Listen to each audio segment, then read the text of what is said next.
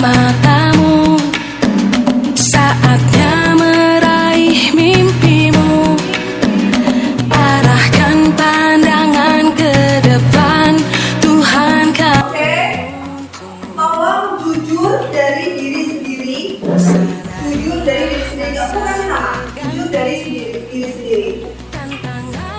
Hal apa yang paling kamu butuhkan sebelum kamu magang? Misalkan nih, keterampilan model, misal, atau mengukur, pokoknya hal apa yang paling kamu butuhkan sekarang sebelum kamu bisa tulis dari ini masalah sendiri. Saya belum bisa ini, saya belum bisa ini, saya belum ini. Yo, silakan ditulis. Tangan dan berlari, singkirkan egomu, oh kawan, demi negeri ini. Jadilah generasi emas, cerdas berkarakter itu kita. Berjuang dan harus berani, kita terus torehkan prestasi.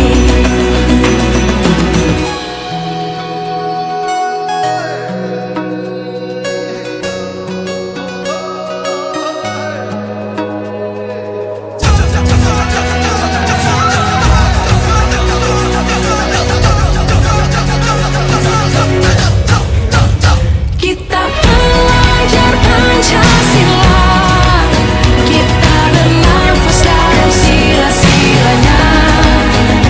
Kita belajar Pancasila, ayo kita jaga untuk Indonesia. Kita belajar Pancasila, kita bernafas dalam sila-silanya. Kita belajar Pancasila, ayo kita jaga untuk Indonesia. Tapi kamu cuma ambil satu masalah aja. Udah, ya udah sepakati berdua. Yo.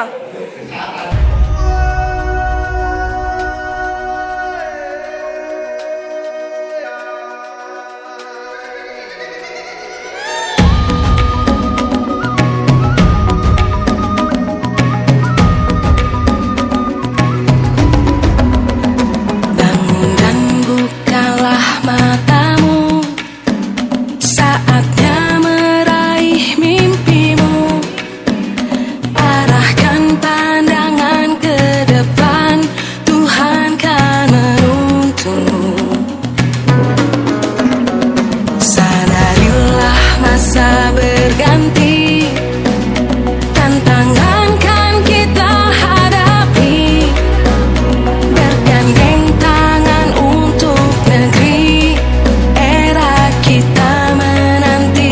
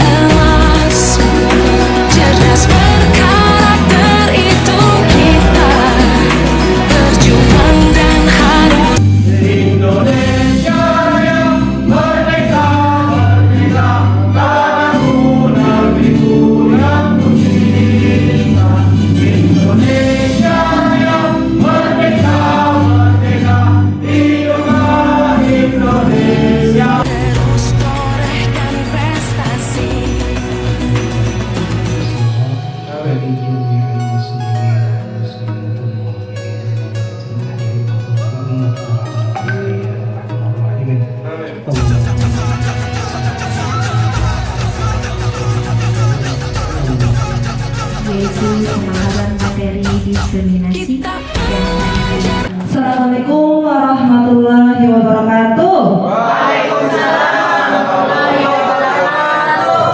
Bapak Ibu, syukur alhamdulillah dapat hadir di sini dalam rangka aksi nyata forum berbagi praktik baik budaya positif segitiga restitusi di SMK Negeri 2 Pelaihari.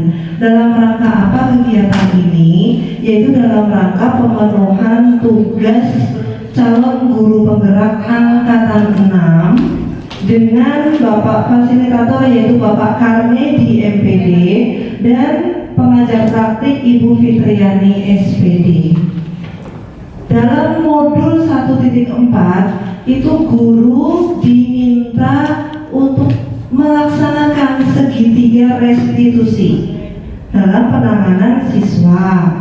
Nah, terus diwajibkan membagikan praktik baiknya kepada teman sejawat atau rekan guru di SMK masing-masing. Ya, belajar itu harus belajar yang menyenangkan. Ya, Bapak Ibu kan hafal lagu ini ya, Topi Saya Bundar ya.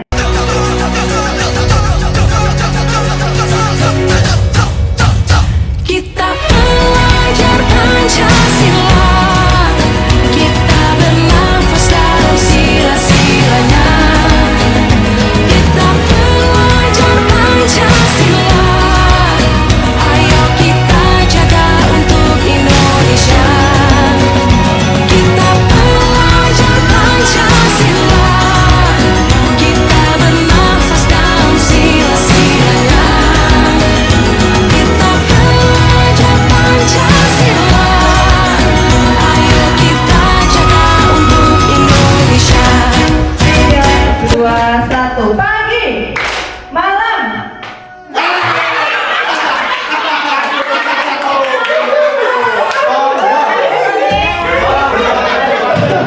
Oke, yang lainnya boleh duduk Bapak Ibu.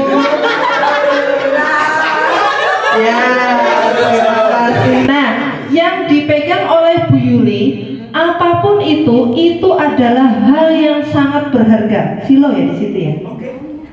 Hal yang sangat berharga. Yang tahu ini apa, itu cuma Bu Yuli sendiri. Bu Yuli membayangkan ini hal yang tidak bisa dibagikan dengan orang lain. Hanya Bu Yuli sendiri yang tahu ini apa. Tapi dalam hati. Ya, pura-pura. Tugasnya Ibu Windy, lakukan bujukan semaksimal mungkin. Pernah kan membujuk ya Bu Windy ya? Terserah, menurut Bu Windy apa yang bisa dimasukkan contoh tadi? 1M gimana?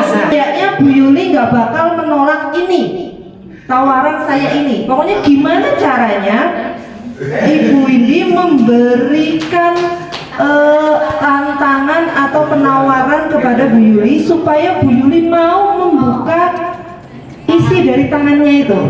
Hai Mbak Uli. Halo Windy.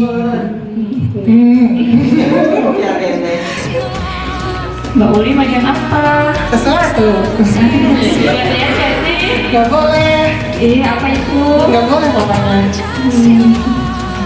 Aku jadi penasaran. Gak boleh.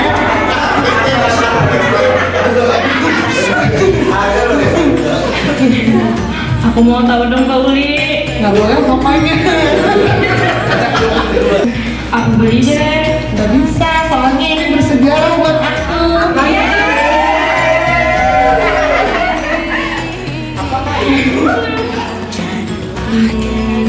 Aku beli es itu deh. Mbak Uli mau berapa? Soalnya ini bersejarah banget, jadi gak boleh dijual. Diri kita sendiri itu siapa? Anak-anak? Dia. Yang bisa mengontrol diri. yang bisa mengontrol diri jadi kita sendiri. Iya, diri sendiri ya. Oke. Prinsip ada prinsip. Iya. Tepuk tangan. Oke. Nah, pertanyaan yang kedua, yang bisa mengontrol orang lain itu siapa? Saya tanya, yang bisa mengontrol orang lain selain saya itu siapa? Orang lain. Iya, betul Bapak Ibu. Ya, orang itu sendiri. Iya, seperti itulah disiplin. Jadi ternyata kita salah paham. Maksudnya apa? Disiplin itu dari diri sendiri. Terus apa gunanya tata tertib? Tata tertib itu hanya mendisiplinkan. Berarti apakah kita tidak perlu mendisiplinkan siswa? Perlu. Tapi muncul disiplin itu dari diri sendiri.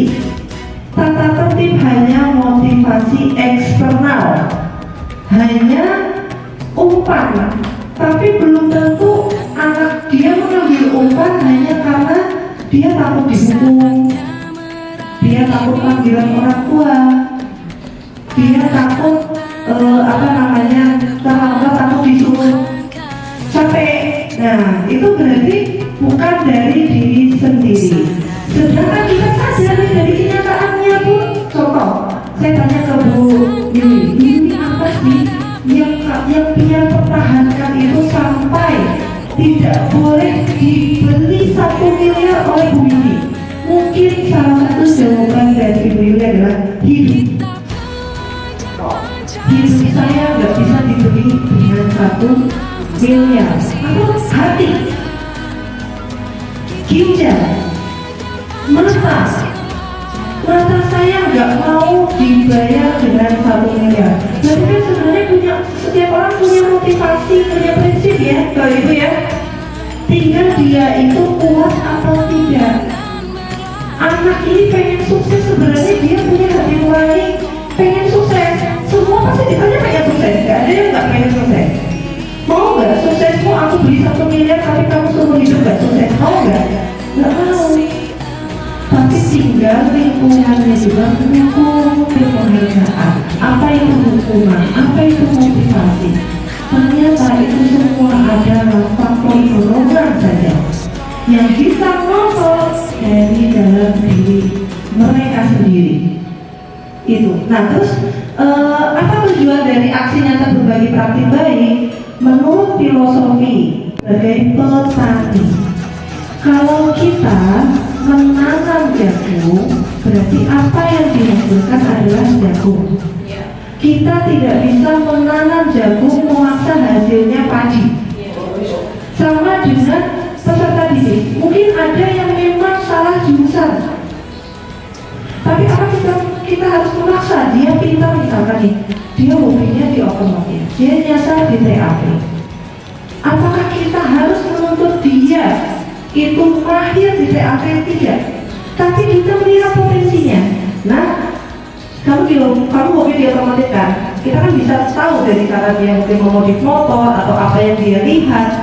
Iya Bu. Nah, bisa kamu nanti buka variasi mobil atau variasi sepeda motor. Kamu kerja sama, kolaborasi dengan teman jurusan lain, kamu bisa menyalurkan bakatmu tapi tidak menghilangkan unsur elektronikanya. Bikin klip di motor, bikin sound system yang bagus di mobil, atau bikin alarm di motor. Nah kan itu. Tapi dia tidak jauh dari otomotif, nggak apa-apa. Kalau kita sama, jadi kalau kita memotivasi orang, itu biasanya kita memotivasi sesuai dengan apa yang kita pikirkan, apa yang kita rasa. Padahal harusnya nggak boleh seperti itu. Nah, kalau teori kontrol itu realitas atau kebutuhan kita berbeda. Kita mencoba mendengarkan saja, Ibu kenapa ini? Oh ini, nah terus Ibu pengennya gimana? Nah itu sebenarnya lebih banyak mendengarkan. Kita jangan banyak memberi nasihat, tapi kita banyak mendengarkan. Terus motivasi ekstrinsik dan intrinsik, saya bacakan ya. Sebagai seorang guru, saat Anda hadir mengajar di kelas tepat waktu, motivasi apakah yang mendasari tindakan Anda? Apakah Anda datang tepat waktu karena tidak ingin ditegur oleh atasan Anda dan kemudian mendapat surat peringatan, yaitu menghindari ketidaknyamanan dan hukuman, atau Anda ingin mendapat pujian dari atasan Anda dan mendapat penghargaan sebagai karyawan atau guru berprestasi? Berarti ini ingin mendapatkan imbalan atau penghargaan. Atau Anda ingin menjadi orang yang menghargai waktu, menghargai diri sebagai teladan bagi murid-murid Anda, karena Anda percaya tindakan Anda sebagai guru akan dicontoh oleh murid Anda. Manakah motivasi yang paling kuat mendasari tindakan Anda, atau bahkan kombinasi dari dua motivasi, atau bahkan ketiganya? Sudah memang sadar diri, tapi nggak mau juga ditegur. Nah, itu berarti kombinasi. Itu kembali ke Bapak Ibu sendiri. Ya, saya tidak mau nanya satu-satu. Pokoknya yaitu hukuman, konsekuensi, dan penghargaan. Jadi kita melihat lebih jauh apa itu konsekuensi, apa itu hukum.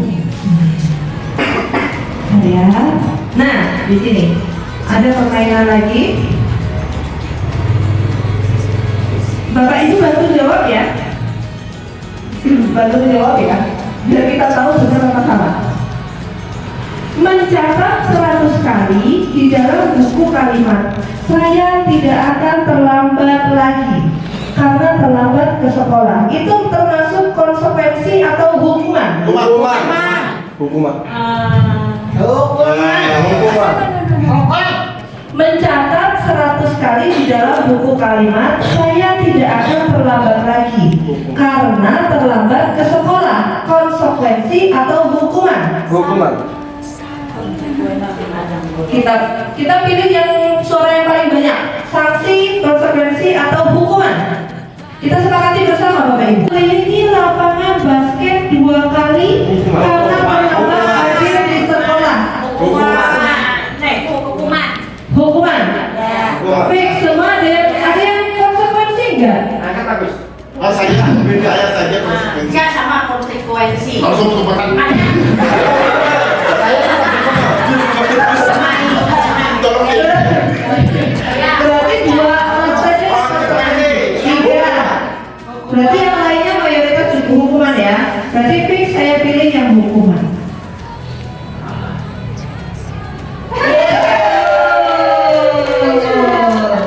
Nah, disimpan dulu ya Bapak Ibu apa perbedaan hukuman dan konsekuensi ya.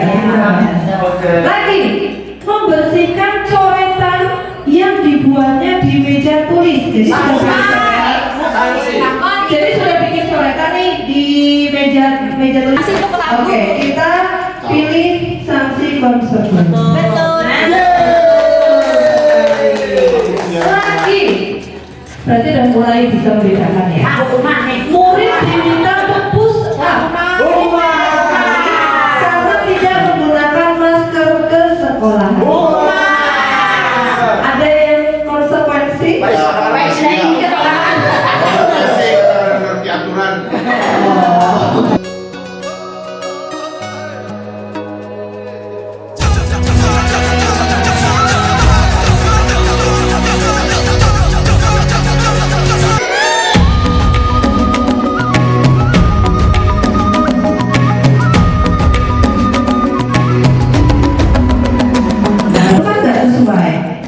Mohon maaf kayak contohnya kita kan biasa sering beri hukuman ya.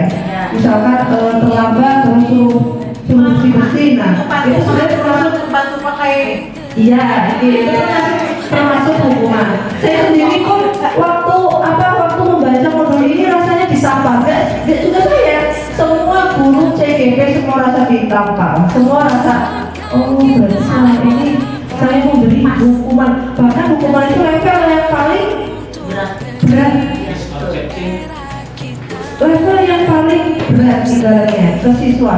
Satu bisa berhubungan dengan fisik, yang kedua bisa berhubungan dengan mental, yang ketiga bisa berhubungan dengan psikisnya. Gitu. Nah, terus kenapa juga kok penghargaan nggak boleh? Nah, kenapa penghargaan juga termasuk motivasi eksternal?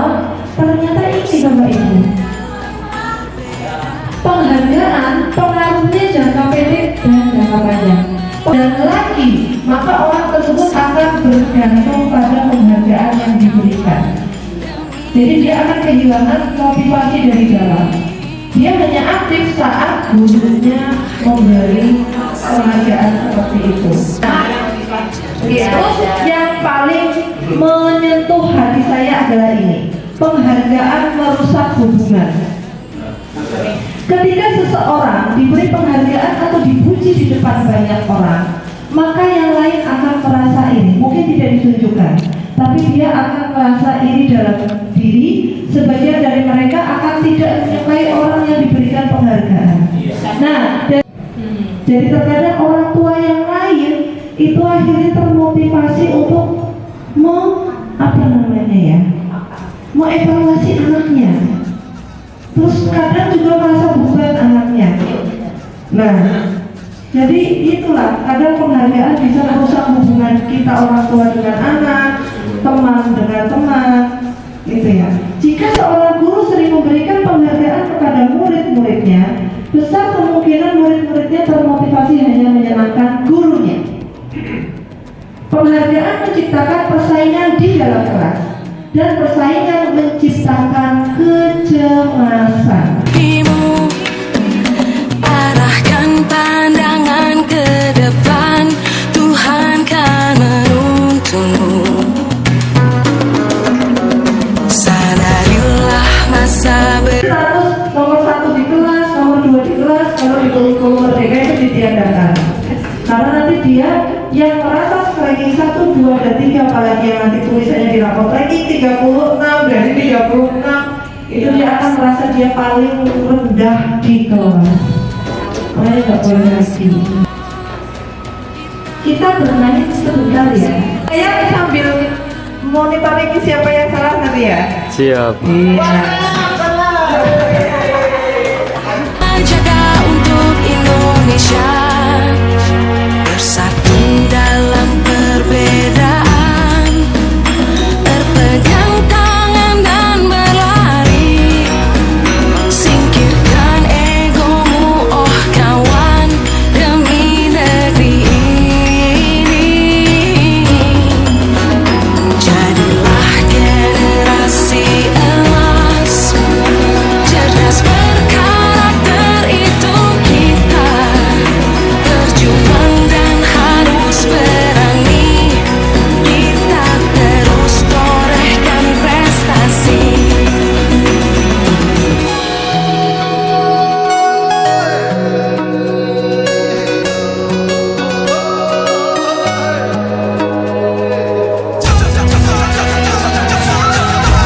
Tidak ditutup pakai masker. Jadi yang paling depan ditutup pakai masker dan nomor 2 ditutup pakai masker. Maskernya tapi buat tutup apa? Mata. Mata yang mana? Ini posisi formasinya seperti ini ya. Posisi formasinya. Ibu-ibu bisa di sini semuanya. Oh, pelanggaran. Ayo kita jaga untuk Indonesia, tak belajar Pancasila. Ayo kita jaga untuk Indonesia, kita belajar Pancasila. Jadi harus pegang pundak masing-masing. Kodenya mau belok kanan, mau belok kiri, bukan dulu.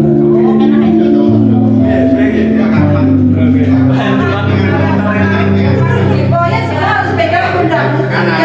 Yang masih kode yang paling belakang. Gak boleh ada suara ya. Gak boleh ada suara. Yang kurang ambil yang paling belakang. Padahal di pertasi Gak boleh lepas pundaknya. bawa ke pertasi. Paham gak Bapak Ibu? Tadi kita nyanyi.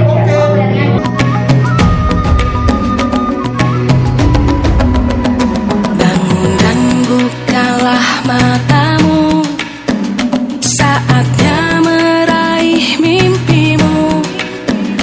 Arahkan pandangan ke depan, Tuhan kan menuntunmu. Sadarilah masa berganti, tantangan kan kita hadapi. Saya mau nanya nih. Iya, dudukan ya. Tadi kan Pak Agus posisinya di mana? Di tengah. Ya, lebih. Di tengah ya? Di tengah. Menurut Pak Agus, posisi yang paling penting itu apakah yang paling belakang, apakah yang di tengah, apakah yang paling depan?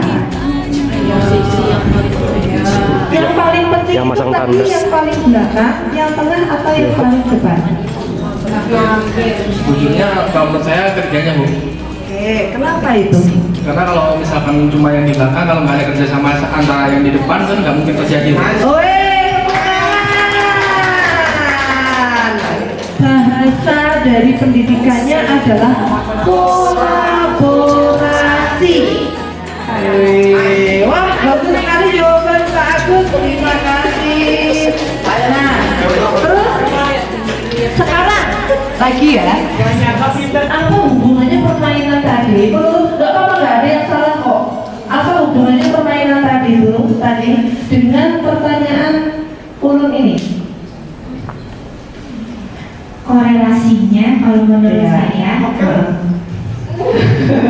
ketika kita berkolaborasi dengan satu yang lainnya dan itu sepaham, sepemikiran, berarti ketika kita mengaplikasikan sepemikiran itu di dalam kelas dalam hal contoh disiplin positif, berarti antara guru dengan siswa itu sudah ada sepemikiran. Contoh taktik mereka, kita menyampaikan taktik, mereka memahami taktik. Ketika mereka melakukan salah, nanti ada konsekuensi dari itu. Mungkin seperti itu Bu. Pemikirannya. Terima kasih, tepuk tangan dulu untuk Ibu. Oke, jadi menyambung dari Pak Agus, permainan tadi itu tidak ada yang tidak penting. Dia yang sudah memahami aset atau kekuatan atau kemampuan teman-teman yang lain. Dia yang bisa melihat matanya, karena yang di depan ini nggak melihat. Apakah dia bisa berhasil kalau berjalan sendirian? Kalau dia nggak ngasih tahu kode atau dia nggak ngasih tahu petunjuk ke teman-teman yang lain, tercapai nggak dia ngambil itu? Nggak akan kan ya? Sepakat ya, tidak akan bisa ngambil ya. Kita yang di belakang nih ngasih kode sembarangan, harusnya arah ke kanan, ternyata ngasih kodenya ke arah kiri, akhirnya beloknya ke kiri. Yang tengah, Bu, yang tengah ini nggak penting loh. Kenapa? Karena kan yang tengah ini dia manut aja loh, tapi dia punya kendali sama yang di depannya loh. Ya. Yang paling belakang pun percaya bahwa depannya itu bakal mulus, bukan mulus ya, bakal setuju, sepahaman. Sama dengan kita di peserta didik. Jadi apa sih yang perlu kita lakukan minimal di kelas membangun disiplin positif? Adalah berkolaborasi dulu dengan siswa. Kita buat keyakinan kelas bersama. Kalau kita menentukan sendiri, anak dia nggak menyetujui dari dalam hati, nggak bakalan dia melakukan. Jadi harus ada kolaborasi. Dari kepala sekolah pengennya A, B, C, D, tapi dari guru nggak ada kolaborasi, nggak bakal jalan. Dari guru pengennya A, B, C, tapi dari kepala sekolah tidak mau berkolaborasi, nggak bakal jalan. Dari guru, dari kepala sekolah pengennya A, B, C, D, tapi siswanya nggak mau berkolaborasi, nggak bakal jalan. Jadi intinya adalah kolaborasi. Kalau bisa hindarilah hukuman. Pelan-pelan kita pakai segitiga restitusi. Peserta ini nggak boleh merokok di sekolah. Gurunya merokok di sekolah. Nah, terus peserta ini nggak boleh pakai sendal. Gurunya pakai sendal. Terus murid disuruh sholat musola, gurunya nggak.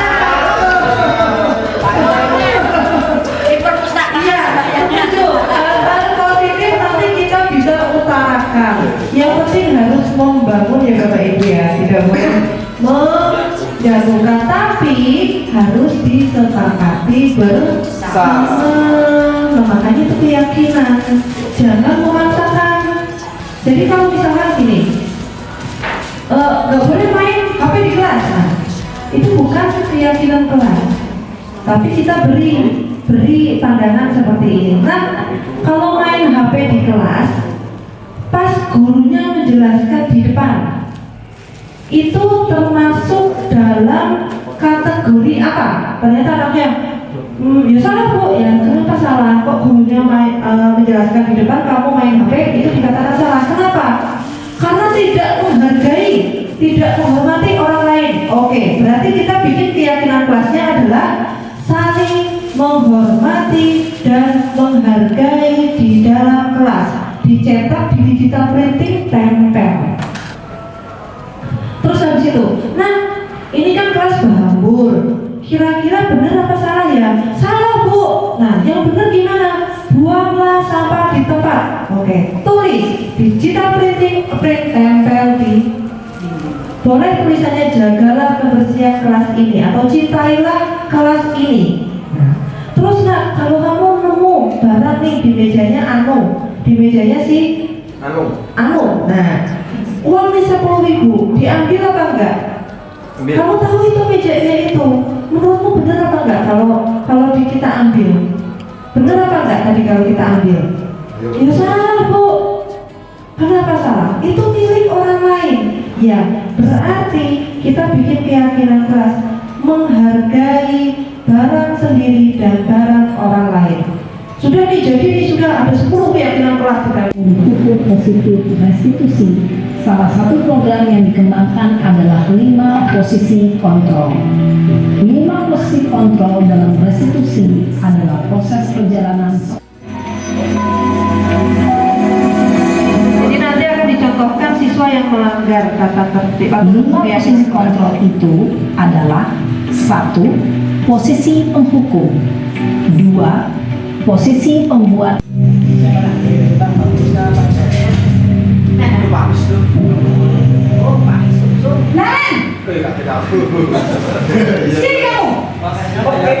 Warahmatullahi wabarakatuh. Salam hangat, salam hebat, salam guru penggerak. Pada kesempatan kali ini, saya akan memposisikan diri saya sebagai posisi kontrol sebagai manajer. Pada saat pembelajaran berlangsung, akan ada permasalahan di mana siswa saya bernama Heri membuat kesalahan, yaitu bermain HP. Saya akan menggunakan metode segitiga restitusi dalam menyelesaikan masalah. Silahkan disimak videonya. Terima kasih.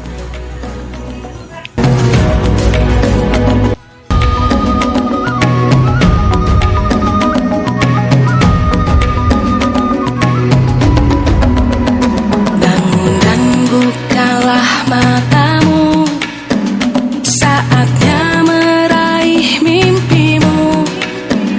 Arahkan pandangan ke depan, Tuhan kan menuntunmu.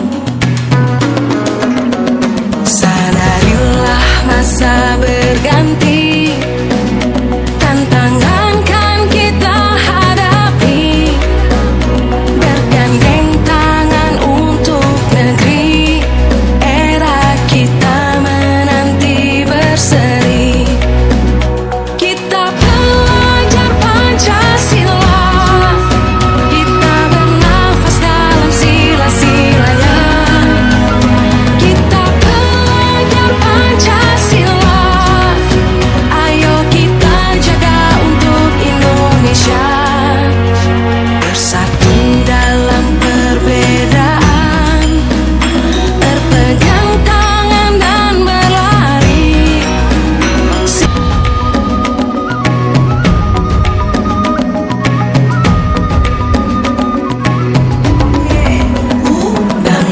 Hasil pemikiran Heri untuk memperbaiki keadaan ini. Semoga dengan kejadian hari ini, Heri bisa lebih meyakini keyakinan keras yang sudah disepakati bersama untuk kebaikan bersama.